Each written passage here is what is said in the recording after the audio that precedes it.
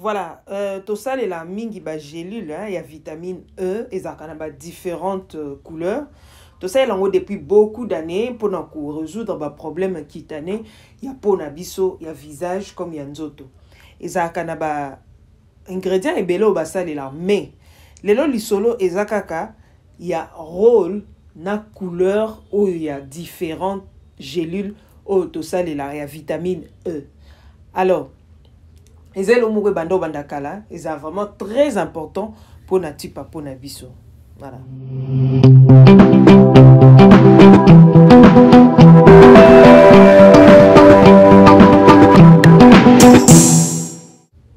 Bienvenue dans Coloris Club 84, ceux qui m'balaliboso et Babiso. En tout cas, c'est toujours un grand plaisir. Alors, rôle, couleur et rôle, il y a différents gélules. Tobandi bongo na gélule na boso, et ça y a couleur orange. Couleur orange et salam bongo na acide yaba fruit. Et ça bongo riche en agrumes, vitamines A, B, C, D.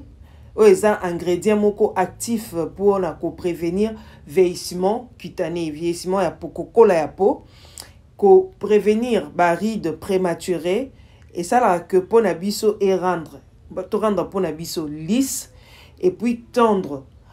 Au même moment, et Zacalus lumineuse. Alors, orange et zanine. Je lis la orange et ça anti-âge et ça anti-ride. Voilà. Alors, la deuxième couleur, toza bongo, na couleur rose. Couleur rose, et ça capone pour rajeunir la peau.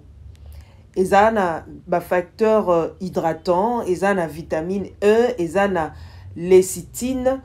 Oui, ça là qui est formé fil protecteur donc barrière moko na peau na biso pour na garder peau na biso bien hydraté en favorisant les métabolismes et en gardant notre peau délicate et tendre. Donc sur aux huiles gélule il y a rose et ça pour na eau hydratée peau na yo. Alors après ça tu as couleur blanche. Couleur blanche, et ça anti-ride et puis anti-vieillissement. Alors, tu as la bongo doré. Doré, et ça bongo na aloe vera, et ça na alantoine, et ça na vitamine E, et ça rapporte na ko blanchir ou bien ko éclaircir peau. Alors, pour na ba corps et ça foncé, et ko contrôler et puis et ko éliminer ba tache ya vieillissement. Et éliminer ba tache ya papillon et puis ba tache ya paillon. Alors, deux abongo couleur verte. Couleur verte c'est pour na bato bana ba bouton pour na ko éliminer ba bouton. Vous savez la couleur verte, vous savez la couleur verte et ça bongo na huile de poire royale unique, et ça na protéines, et ça na ginseng, et ça na ginkgo, et ça na poudre de perle ko aider pour na ko resserrer ba pores, pour favoriser métabolisme, surtout pour la peau grasse, et puis pour équilibrer le sébum.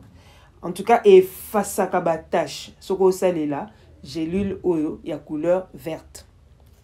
Alors, tu as jaune. Jaune est la nutrition blanche. Et ils ont contenir aloe vera, vitamine E, amamélis, et puis et activaka, la cellule ou favorisaka métabolisme pour na éliminer hein ba marque ba couleur et puis ba peau tendre, donc il éclaircit la peau et puis ça la peau est comme uniforme hein, et comme vraiment uniforme et ça peut bien.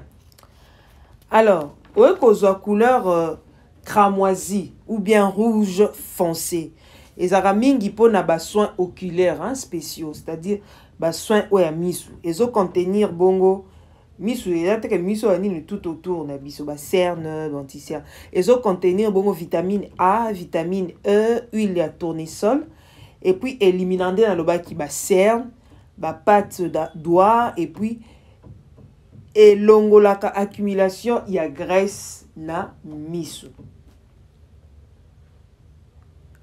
Après bongo tozape na bleu. Bleu et ça bongo na aloe vera et ça na vitamine E et ça na collagène et ça pe na élastine ou et ça là ke et aider biso pour na ko resserrer peau na biso et favorisaka pe métabolisme cellulaire. Alors, et gardapo na biso pe tendre et puis et ralentissaka, ils appellent anti-vieillissement et uniformisaka et puis et tonifiaka po na biso. Donc c'est comme une lotion tonifiante. Voilà.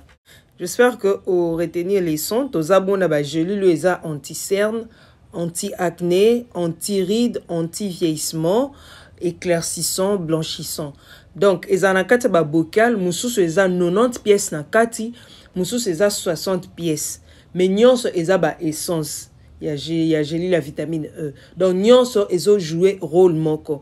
Problème ezaka ke ba gramme, ba nombre, il y a ba produit na kati des autres différenciés. Mais nyonso ezo jouer rôle moko. Voilà. Et l'autre soukiawa, bobo santé ko s'abonner, ko liker, ko partager. Et ça la biso toujours plaisir. Mituna pe botuni. Au pas en a besoin ba gelil à passer commande numéro na biso zakana pour na koma. Au zan a besoin nango. Voilà. Merci tokutani prochainement. Bye.